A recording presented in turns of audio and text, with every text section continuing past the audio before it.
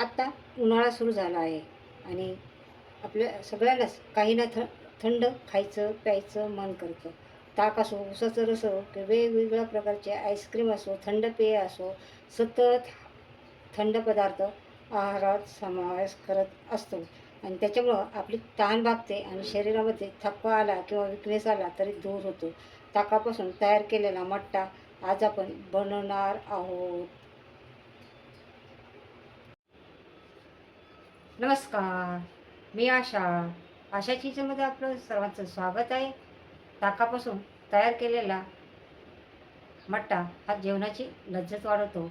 आज आपण बनवणार आहोत महाराष्ट्रीयन रेसिपी मट्टा. लग्नात जेवणाच्या लज्जत वाढवणारी रेसिपी आहे. चला तर मग रेसिपीला सुरुवात करूया. आपल्याला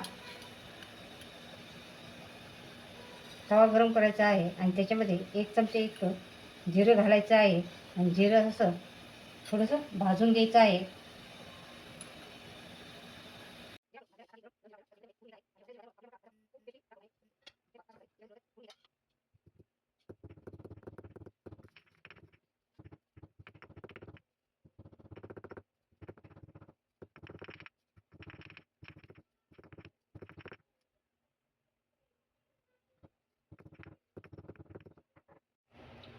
त्याच्यामध्ये अशा 2 हिरव्या मिरच्या घालायच्या आहेत.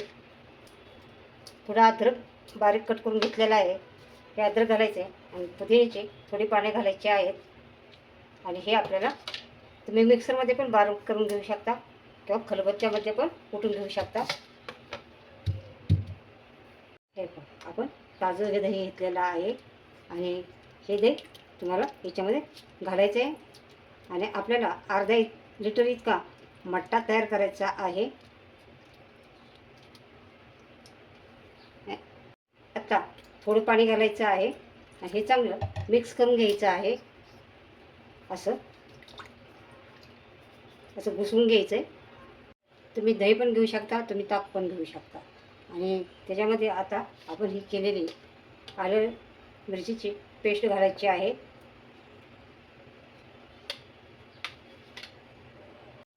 पाव चमचे इतकं हे काळं मीठ घालायचं आहे आणि पाव चमचे इतकं साधं मीठ घालायचं आहे आणि हे चांगलं मिक्स करायचं आहे.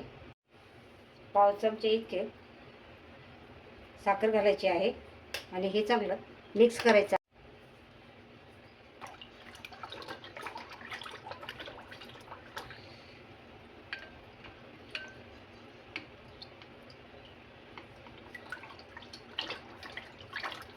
हे पहा अशा प्रकारे आपण मिक्स करून घेतलेलं आहे. आता आपण हे टेस्ट करून बघायचं आहे त्याला काही कमी जास्त आहे का.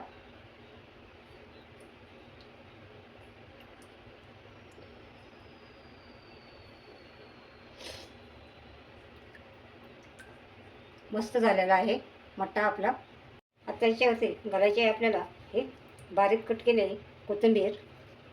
हे चांगले मिक्स करून घ्यायचे आहे. आपला मट्टा तयार झालेला आहे. हे चांगलं आपल्याला मिसळून घ्यायचं आहे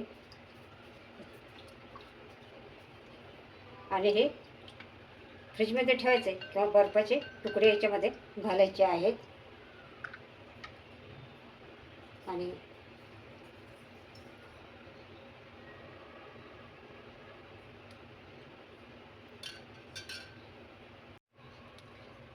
मट्टा आपला तयार झालेला आहे. ताकामुळे शरीरासाठी होणारे फायदे: पित्त शमन होते, अपचनाची तक्रार दूर होते आणि व्हिटॅमिन B12, फॉस्फरसची यासारखे गुणधर्म असतात. त्यामुळं ताक आपल्या शरीरासाठी खूप फायद्याचे आहे.